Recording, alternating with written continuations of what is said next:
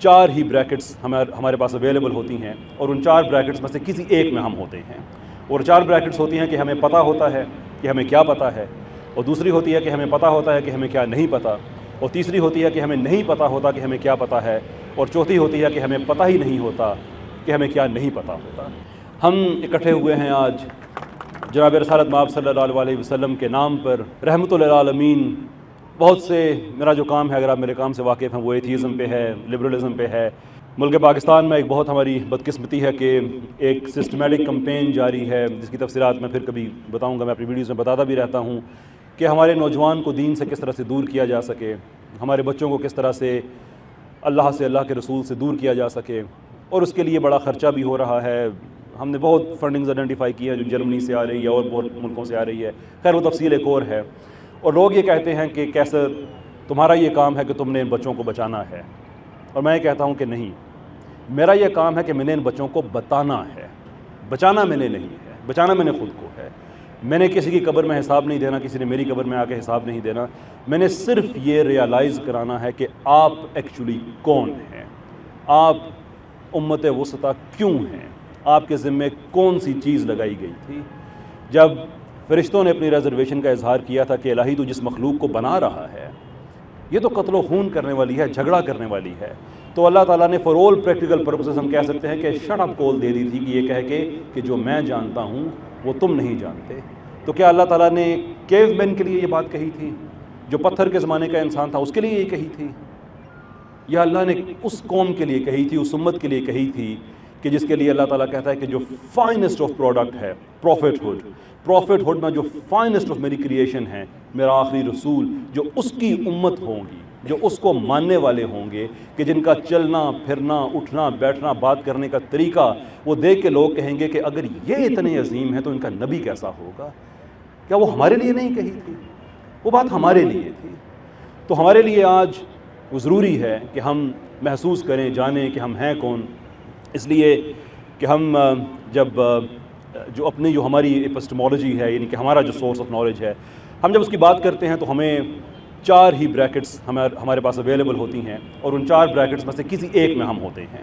اور 4 بریکٹس ہوتی ہیں کہ ہمیں پتہ ہوتا ہے کہ ہمیں کیا پتہ ہے، اور دوسری ہوتی ہے کہ ہمیں پتہ ہوتا ہے کہ ہمیں کیا نہیں پتہ، اور تیسری ہوتی ہے کہ ہمیں نہیں پتہ ہوتا کہ ہمیں کیا پتہ ہے، اور چوتھی ہوتی ہے کہ ہمیں پتہ ہی نہیں ہوتا کہ ہمیں کیا نہیں پتہ ہوتا۔ انسان ان 4 میں سے کسی ایک بریکٹ میں ساری زندگی رہتا ہے۔ سو ہمیں پتہ ہے کہ ہمیں کیا پتہ ہے، مثال کے طور پہ مجھے پتہ ہے کہ ایک لیپ ٹاپ ہوتا ہے، اور مجھے یہ بھی پتہ ہے کہ اس کو کیسے استعمال کرتے ہیں، سو مجھے پتہ ہے کہ مجھے کیا پتہ ہے۔ ایٹ دا سیم ٹائم مجھے پتہ ہے کہ مجھے کیا نہیں پتہ، از ٹو سے کہ مجھے پتہ ہے کہ ہوائی جہاز ہوتا ہے، لیکن مجھے یہ بھی پتہ ہے کہ مجھے نہیں پتہ کہ اسے کیسے اڑایا جاتا ہے۔ سو میں کانشیسلی اپنی لمیٹیشن سے اویئر ہوں۔ اور جو اگلی بریکٹ ہے کہ مجھے پتہ ہی نہیں ہوتا کہ مجھے کیا پتہ ہے، یہ بات آپ نے بھی اکثر سنی ہوگی، جب لوگ کہتے ہیں وہی مجھے پتہ نہیں تھا میں اتنا تیز بھاگ سکتا ہوں، یا because you never tried it. اچانک گھر میں مہمان آ جاتے ہیں، ہماری کوئی چھوٹی بہن بیٹی گھر میں ہے، امی ابو گھر پہ نہیں ہیں، تو اس دن اسے اپنی جو حیرت اسے ہوتی ہے اپنی اسکل کہ مجھے پتہ ہی نہیں ہے کہ میں اتنے جلدی چائے سموسے پکوڑے سب ارینج کر لیے میں نے، مجھے پتہ ہی نہیں۔ That's a very obvious example of it could be NASA level پہ آپ اسے لے کے جا سکتے ہیں۔ سو دس از بیسکلی کمپٹنس، جو ہمیں ہے تو ہے لیکن ہمیں پتہ نہیں ہے۔ And the final one is ہمیں پتہ ہی نہیں ہے کہ ہمیں کیا نہیں پتہ۔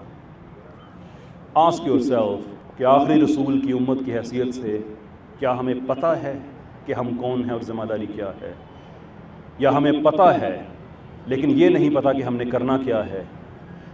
کیونکہ تیسری میں آپ کو گارنٹی کرتا ہوں کہ اگر آپ پہلی 2 میں نہیں ہیں تو تیسری میں آپ ہیں،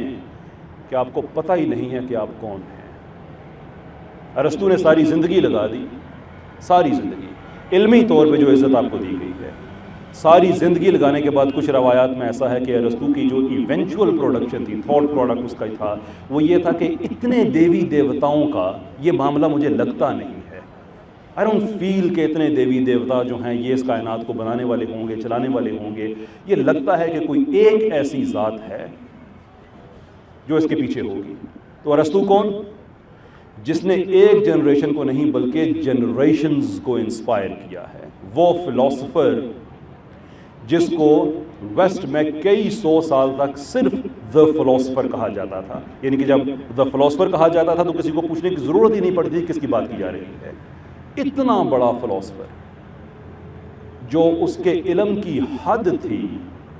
وہاں سے مسلمان کا بچہ اپنا پہلا قدم رکھتا ہے کہ ایک اللہ ہے، ایک اللہ ہے، اور اللہ اکبر فقان میں اذان دی جاتی ہے۔ اگر ہمیں یہ عزتیں پتہ چلے کہ دنیا کے بڑے بڑے فلاسفر کا علم جہاں پہ ختم ہوتا ہے ہمارا وہاں سے شروع ہوتا ہے، اب یہ کہاں پہ ختم ہوگا؟ اس کے لیے اللہ کی وہ آیت ماننی پڑتی ہے کہ اے فرشتوں، جو میں جانتا ہوں وہ تم نہیں جانتے۔ That is what we are۔ میں آخری بات کروں گا، بہت میں نے آپ کا وقت لے لیا، کہ اللہ کے رسول کا ہم پہ حق کیا ہے۔ ریکنسٹرکشن آف ریلیجس تھاٹ، علامہ اقبال ایک واقعہ کوٹ کرتے ہیں کہ ہمارے ایک صوفی بزرگ ہیں، وہ واقعہ معراج کے بارے میں کہتے ہیں کہ اللہ کے نبی آسمان پہ گئے، جنت دیکھی اور واپس آ گئے۔ وہ کہتے ہیں کہ اگر میں ہوتا نا تو میں کبھی واپس نہ آتا۔ اور اقبال کنکلوژن یہ دیکھتے ہیں کہ ایک عام انسان میں اور نبی میں یہی فرق ہوتا ہے کہ اللہ کی رضا کا جو بہترین پروڈکٹ ہے وہ جنت ہے،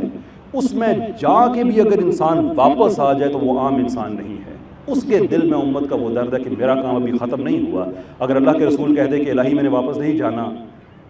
تو وہ رسول جس کے بارے میں اللہ کہتا ہے کہ میری مرضی کے بغیر بات ہی نہیں کرتے ہیں، کیا اللہ نہ کر دیتے؟ اللہ کہتے ٹھیک ہے آپ کے لیے رہیں، کیا ایشو ہے؟ لیکن رسول کا حق یہ ہے کہ وہ جنت میں جا کے بھی اس امت کے لیے واپس آئے۔ روایت مشہور ہے، آپ نے شاید سنی ہوگی، کہ جب ایک غزوہ ہے جس میں ہمارے 3 بڑے صحابہ شہید ہوئے، حضرت جعفر ابھی اس میں شہید ہو گئے، 3 ہمارے مین کمانڈر تھے، 3 صحابہ تھے، یہ جنگ غزوہ نہیں ہے، سریہ موتا کی بات میں کر رہا ہوں۔ تو اس میں ایک صحابی جنہوں نے اللہ کے رسول سے ایڈوائز مانگی کہ مجھے کوئی نصیحت کرے، انہوں نے ایک نصیحت کی، انہوں نے کہا ایک اور کرے، انہوں نے کہا ایک اور نصیحت کرے، تو جو تیسری نصیحت تھی اللہ کے رسول نے کہا، اور یہ بات میرے لیے بڑی مشکل ہے کہنی، انہوں نے کہا کہ 10 غلط باتیں بھی اگر کر دو نا، 10 غلط باتیں، تو پھر بھی ایک نہ ایک ٹھیک ضرور کرنا۔ یہ پتہ ہے کون کہہ رہا ہے؟ ہونا یہ چاہیے تھا، اگر میں ہوتا، کوئی عام آدمی ہوتا، تو جواب یہ ہوتا کہ میں وہ ہوں جس نے تمہارے لیے جنت چھوڑ کے واپس آیا ہوں، میں وہ ہوں جس نے تمہارے لیے طائف کے پتھر کھائے ہیں، میں وہ ہوں جس نے خوبصورت ترین عورتوں کے رشتے ٹھکرائے ہیں، میں وہ ہوں جسے دارالندوہ میں سیٹ آفر کی کہ میں نے تمہارے لیے نہ کی، میں وہ ہوں جس کی زمینوں پہ قبضے کیے گئے، میں وہ ہوں جسے اس کے اپنے شہر سے نکال دیا گیا۔ مجھے جواب میں یہ نہیں چاہیے کہ تمہارا پاؤں یہاں سے وہاں پہ بھی ہوا ہے، جو میں نے تمہارے لیے کیا ہے your action should be proportionate to my efforts، جو میں نے کیا ہے مجھے بدلے میں یہی چاہیے۔ لیکن میرا کریم رسول کہتا ہے کہ اگر 10 غلطیاں بھی کر دینا تو پھر بھی خیر ہے، ایک نہ ایک ٹھیک ضرور کرنا۔ یہ حق ہے رسول کا ہم پہ کہ جو اتنے کریم ہیں، اتنے کریم ہیں کہ ہمارے لیے سارا کچھ کہ آپ امیجن بھی نہیں کر سکتے، میں امیجن نہیں کر سکتا کہ جو انہوں نے کیا، اور امت کو پھر بھی کہہ رہے ہیں کہ اگر 10 بھی ہو جائیں نا، ایک پھر بھی ٹھیک کر لینا۔ تو the question we need to ask ourselves کہ ہم کیا آج ایسے ہیں کہ کم سے کم ایک ٹھیک کر دیں؟ یہی اللہ کے نبی کہہ رہے ہیں۔ باقی اللہ کا نظام ہے کہ اللہ کہتا ہے تم ایک قدم بڑھو گے تو میں 10 بڑھوں گا، آپ ایک شروع کریں گے اللہ باقی کرانا شروع کر دے گا۔